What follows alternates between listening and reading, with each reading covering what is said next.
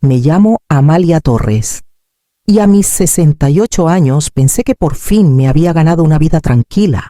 Durante 40 años enseñé en la primaria el ensino polvo de gis, corazones de papel y el ritmo constante de voces pequeñas aprendiendo a describir esperanza.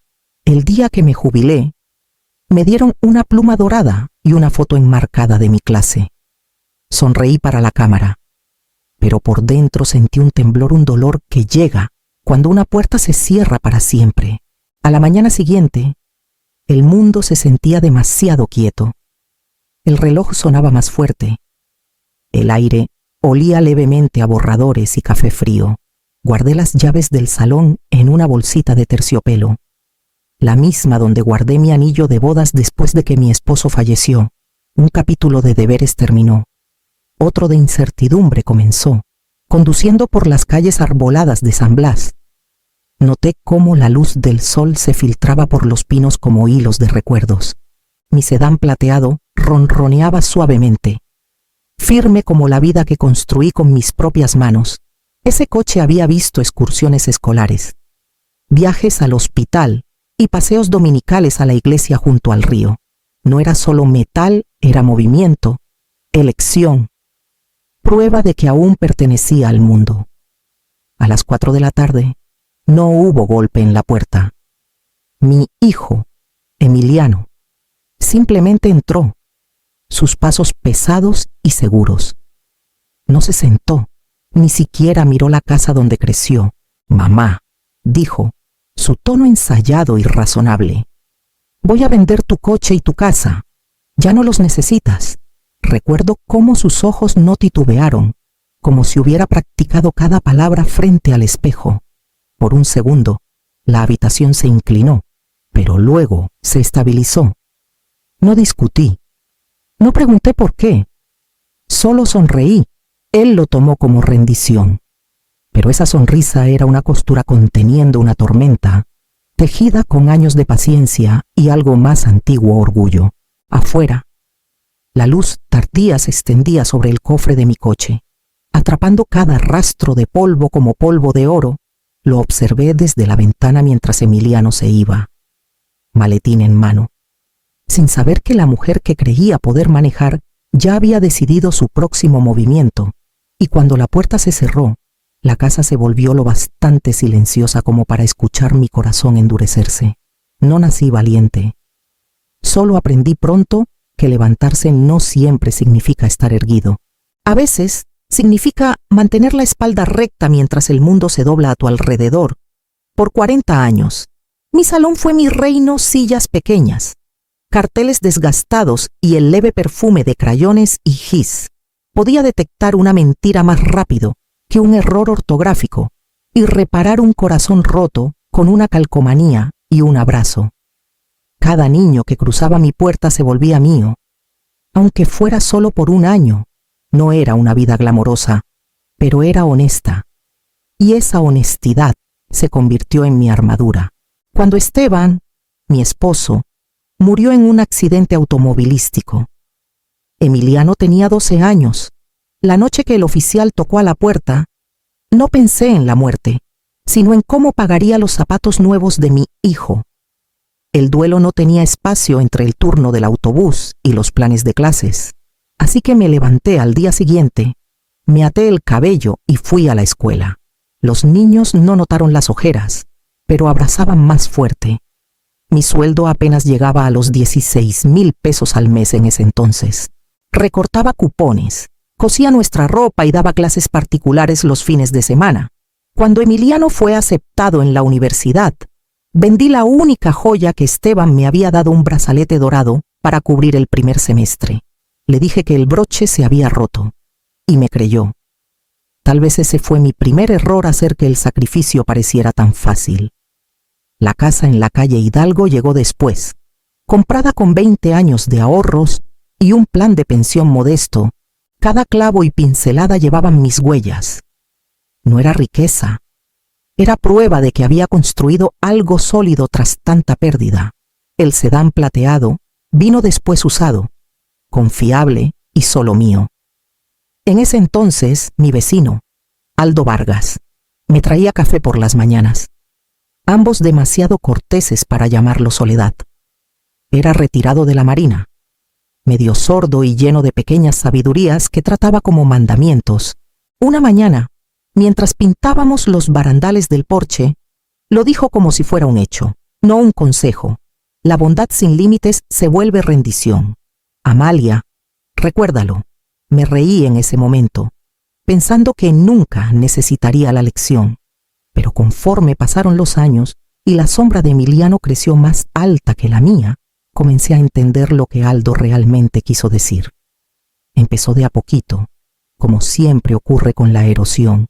Unas palabras suaves disfrazadas de ayuda. Unos déjame encargarme. Mamá, que sonaban inofensivos. Emiliano comenzó a pasar los domingos, laptop en mano, llamándolo orden financiero. Al principio, me conmovió. Se sentaba en la mesa de la cocina, donde antes cortaba sus sándwiches en triángulos, y revisaba mis cuentas como si estudiara para un examen. No deberías preocuparte por estos recibos, decía, los dedos rápidos en el teclado. Pagos automáticos hacen la vida más fácil. Lo dejé, porque las madres lo hacemos, confundimos involucramiento con cariño, pero el tono empezó a cambiar. Una tarde, mientras ordenaba viejos planes de clase, se quedó detrás de mí. ¿Segura que pagaste el predial este año? Su voz era ligera, pero sus ojos no. Le dije que sí. Sonrió cortés, practicado, y dijo, bueno, solo por asegurarme. La memoria falla a esta edad. Me reí, pero algo en mi pecho se tensó. Una semana después, trajo a un amigo, Mauricio, un asesor financiero que hablaba con frases pulidas y calidez fingida. Se sentaron en mi sala como ladrones educados. Mauricio tamborileó en el brazo de mi silla y dijo, señora Torres, esta casa es hermosa, pero sinceramente es capital ocioso. Podría vender, mudarse a algo más pequeño, liberar fondos para cuidados futuros. Cuidados, repetí. Bueno, dijo con esa risita condescendiente. Nadie se queda lúcido para siempre. Emiliano no lo corrigió. 2 domingos después, me llevó a brunch en un restaurante cerca del Parque de las Flores. Estaba contándole al mesero sobre los jazmines que florecieron temprano este año, cuando Emiliano me interrumpió suavemente. Mamá, eso fue la primavera pasada. ¿Te acuerdas? Sonrió como si me rescatara de la vergüenza. Sonreí de vuelta, fingiendo no notar las miradas de la pareja en la mesa de al lado. Esa noche, encontré un sobre en mi buzón con el membrete de un despacho de abogados. Adentro había un folleto sobre simplificación de patrimonio para padres mayores. Mi nombre estaba impreso en la primera línea. Me senté en la mesa de la cocina hasta que el café se enfrió.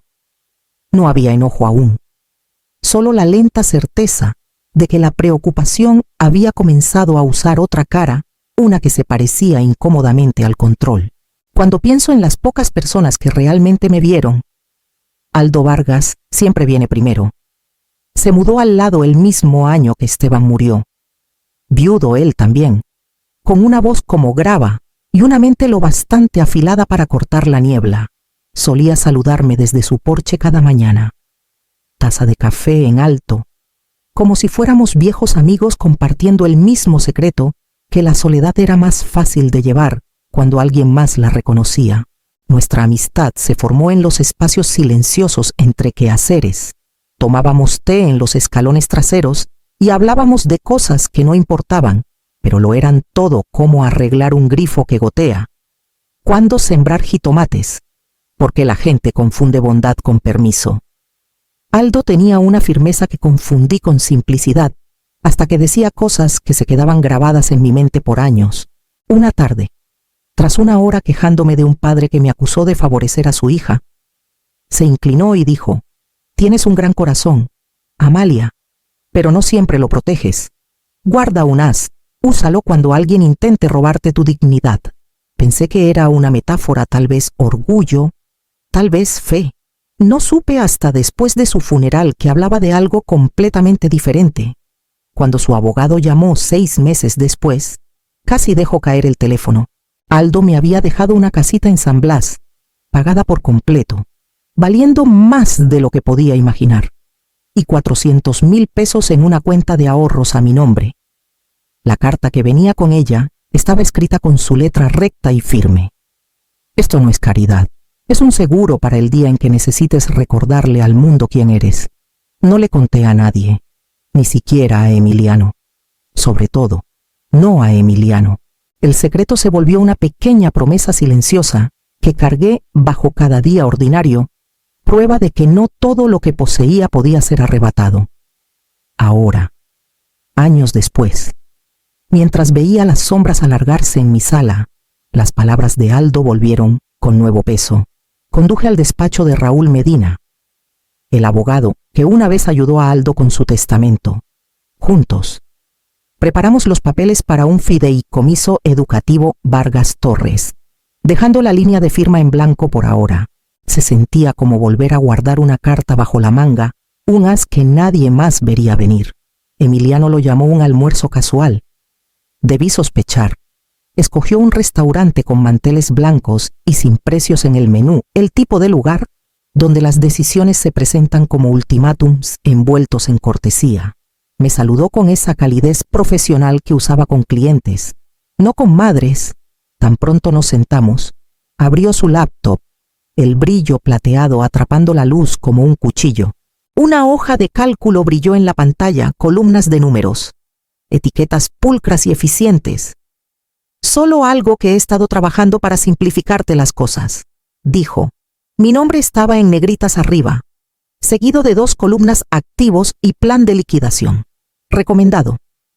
Empezó a explicar como si leyera el pronóstico del tiempo. Tu coche vale unos 45,000 pesos en reventa, más o menos. Ya encontré un comprador, un tipo confiable. Paga en efectivo. La casa podría venderse en al menos 3,200,000 en el mercado. Y yo manejaría el proceso. Sin estrés, sin complicaciones. Revolví mi café lentamente, manteniendo el rostro quieto. ¿Y qué pasa después? Te mudarías a algo más pequeño. Tal vez un complejo para adultos mayores cerca de mí, dijo, levantando la mirada. Es más seguro así. Últimamente estás muy sola. De su maletín sacó un paquete de papeles. En la primera página, poder notarial duradero. Es solo por tu seguridad, dijo, suavizando el tono. Si algo pasa, puedo manejar tus cuentas. Es lo responsable. Tracé el borde del formulario con la yema del dedo, como si leyera braille. ¿Cuándo planeas encontrarte con este comprador del coche mañana por la mañana? ¿A las 10? Asentí. Doblé los papeles con cuidado y los puse de vuelta en su maletín. Siempre ha sido eficiente. Emiliano sonrió, aliviado, confundiendo obediencia con gratitud. Terminamos el almuerzo con una charla educada sobre el clima. Cuando me abrazó al despedirse, percibí el leve olor a ambición algo estéril y frío, como dinero nuevo. Esa noche, saqué la carta de Aldo Vargas de su sobre, el papel suave en los dobleces por años de ser desdoblada. Bajo la luz de la lámpara, sus palabras parecían brillar. Guarda un as. Úsalo cuando alguien intente robarte tu dignidad. La leí 2 veces. Luego susurré. Hora de jugar mi carta. La primera luz del amanecer se extendía tenue sobre San Blas, rozando los pinos con oro. Apenas dormí, pero mi mente estaba firme, demasiado firme. A las 7, estaba vestida, el café enfriándose en la encimera, la carta de Aldo guardada en mi bolso como una brújula. A las 7:30, Liora Benítez llegó, su viejo sedán traqueteando como una tetera a punto de hervir. Bajó con ojeras bajo los ojos y un suéter demasiado delgado para el fresco. La había enseñado hace 25 años, cuando era la niña callada que se quedaba después de clases para limpiar el polvo de gis de los pizarrones. Ahora tenía 38. Era madre soltera de un niño llamado Teo, nacido con parálisis cerebral y una sonrisa que podía derretir granito. Maestra Amalia, dijiste que era importante, dijo, recuperando el aliento. ¿Qué pasa? Solo un poco de papeleo, respondí. Sígueme, Condujimos al registro público en silencio, salvo por el zumbido de mi sedán plateado su última mañana conmigo. El edificio estaba medio vacío. La luz del sol cortando el suelo de linóleo. En el mostrador entregué el título, mi identificación y la pluma que me ofreció el empleado. Mi firma salió limpia y firme. Cuando el último sello cayó, me volví hacia Liora y puse las llaves en su palma. Manéjalo como si fuera la libertad misma. Se quedó helada. No puedo tomar tu coche. ¿Lo necesitas? No, dije suavemente. Tú sí. Sus ojos se llenaron antes que sus palabras. ¿Cómo podría pagarte? Solo pásalo adelante. Dije, cuando puedas. Me abrazó con ambos brazos, el tipo de abrazo que te sacude lo pesado. La vi alejarse, el coche atrapando el sol como si hubiera nacido de nuevo. De vuelta en la cocina. El silencio se sentía más limpio. Marqué a Raúl Medina. Es hora, dije. Activa el fideicomiso, hoy al mediodía. No preguntó por qué. Había visto este tipo de resolución antes, la que viene de una mujer que por fin vuelve a tomar el volante de su vida. A las 2 de la tarde. El sol se volvió blanco y afilado, golpeando el camino de entrada como si quisiera exponer todo lo que alguna vez se ocultó. Estaba en la ventana de la cocina cuando vi la camioneta negra de Emiliano estacionarse, seguida por una pick-up abollada. Un hombre con gorra de béisbol bajó, mirando alrededor como si esperara una venta fácil. Emiliano no tocó. Nunca lo hacía. La puerta principal se abrió. Su voz cortante, ya ensayada. Mamá, este es Raimundo. Viene por el coche. Salí al porche, secándome las manos con un trapo de cocina. No hay coche para vender. Frunció el ceño, ya impaciente. ¿Cómo que no hay coche? Se fue. Dije simplemente, dado a alguien que lo merece. Las palabras cayeron como bofetada. Su boca se abrió, luego se cerró, como si su cerebro intentara traducir un idioma que nunca aprendió. ¿Lo regalaste? Sí. ¿A quién? A alguien que lo necesitaba más de lo que yo nunca lo haré. Raimundo se movió incómodo a su lado. Si no hay coche, señora, me voy. Murmuró una disculpa y subió a su camioneta, el motor tartamudeando mientras retrocedía. Emiliano se volvió hacia mí, el rostro tenso, los ojos brillando con esa mezcla de enojo y desconcierto que viene al darse cuenta de que el control se te escapó de las manos. Has perdido la cabeza, mamá. ¿Sabes lo que hiciste? No puedes simplemente. Puedo, dije. Y lo hice. Negaba con la cabeza cuando saqué el papel doblado de mi bolsillo, un recibo sellado del registro, aún tibio de la transacción matutina. Se lo di. ¿Qué es esto? Prueba, dije, que la casa ahora es parte del fideicomiso educativo Vargas Torres. No puedes vender lo que ya no es mío. Miró el documento, leyó, releyó. Su rostro palideciendo mientras la verdad calaba. ¿Transferiste la escritura? Sí, esta casa ahora pertenece a una causa, no a una conveniencia. Se quedó allí, sin palabras por primera vez. La ilusión, su silenciosa campaña de control, se deshizo en el aire entre nosotros, cuando finalmente se giró para irse. Su voz era más pequeña, casi perdida. Ya no sé quién eres.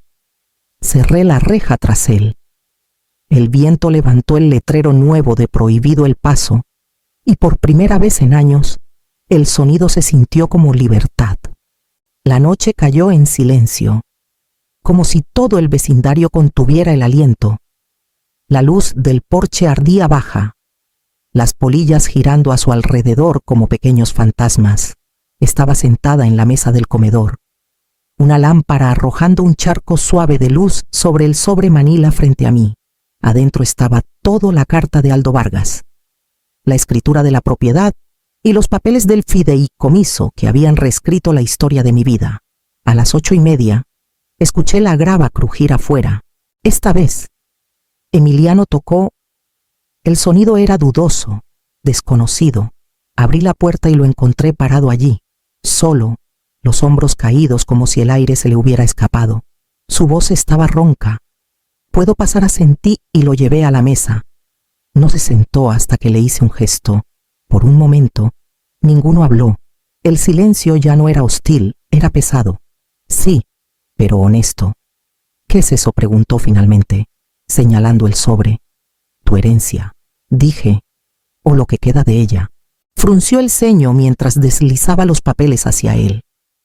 El primer documento, el testamento de Aldo Vargas, detallaba el regalo que me había salvado hace años, la propiedad en San Blas, los ahorros, la carta de intención. El siguiente era mi testamento original, donde cada peso iba para él. Sus ojos se detuvieron en su propio nombre, impreso en negritas y sin disputa. Luego, puse el nuevo documento encima, el fideicomiso actualizado. Leyó en silencio, los labios moviéndose levemente. 30%, murmuró. Condicional, no es castigo, dije. Es un espejo. Necesitas verte como eres antes de decidir quién serás. Su respiración se atoró. La primera lágrima cayó sin sonido. Mamá, pensé que te estaba ayudando. Pensé. Sé lo que pensaste, interrumpí suavemente. Pero el control no es cuidado. No puedes amar a alguien decidiendo por ellos. Presionó las palmas contra sus ojos. Lo arruiné todo. Extendí la mano sobre la mesa y puse la mía sobre la suya. No, Emiliano, lo rompiste, pero las grietas se pueden reparar. Te perdono, pero la confianza debe ganarse de nuevo. Asintió, temblando. Me levanté. Serví té en 2 tazas y puse una frente a él. Nos sentamos allí sin hablar, el aire cálido, el silencio finalmente suave. La primavera en San Blas llega despacio, como el perdón que no necesita decirse. El aire traía el aroma a jazmín, y el jardín había comenzado a florecer de nuevo tras su silencio invernal. Desde mi porche, vi un pequeño camión de mudanzas entrar al camino de la casa en San Blas. Ahora, oficialmente parte del fideicomiso educativo Vargas Torres. Una pareja joven bajó, una maestra y un enfermero, ambos sonriendo, tomados de la mano mientras miraban la casita que ahora les daría la oportunidad que una vez me dieron a mí. Detrás de ellos, el familiar sedán plateado de Liora pasó lentamente. Tocó el claxon una vez y saludó por la ventana abierta. La risa de Teo se derramó en el viento. Saludé de vuelta, mi garganta apretándose de esa manera silenciosa en que a veces duele la alegría. Para mayo, incluso Emiliano había comenzado a cambiar. Llamaba todos los domingos, sin pedir nada, solo hablando sobre su trabajo, sus caminatas por el río, su terapeuta que lo ayudaba a desaprender viejos hábitos. Una tarde llegó con un sobre propio, 5,000 pesos, y una nota en su letra, por los años que olvidé la gratitud. No cobré el cheque. No necesitaba hacerlo. Bastaba saber que lo decía en serio. Esa misma semana, invité a Raúl Medina y a Liora a tomar té. Nos sentamos bajo el dosel de azucenas, la mesa puesta con pastel de limón y vajilla dispareja. La risa que surgió entre nosotros no se esforzaba demasiado, simplemente existía, ligera y sin guardia. Cuando el sol bajó, los acompañé al porche. En la pared junto a la puerta colgaba un pequeño gancho de latón grabado con una palabra hogar. 2 llaves descansaban allí, una marcada mía, otra invitado. Las había mandado hacer el día después de archivar los papeles del fideicomiso. Mientras la brisa de la tarde traía el leve sonido de campanas del jardín, pensé en todo lo que se había roto y todo lo que había perdurado. La casa, el jardín. Mi corazón, cada uno tenía sus grietas, pero eran del tipo que dejaba entrar la luz. El amor me había construido. Los límites me mantuvieron en pie, y al fin, ambos podían vivir en paz bajo el mismo tejado.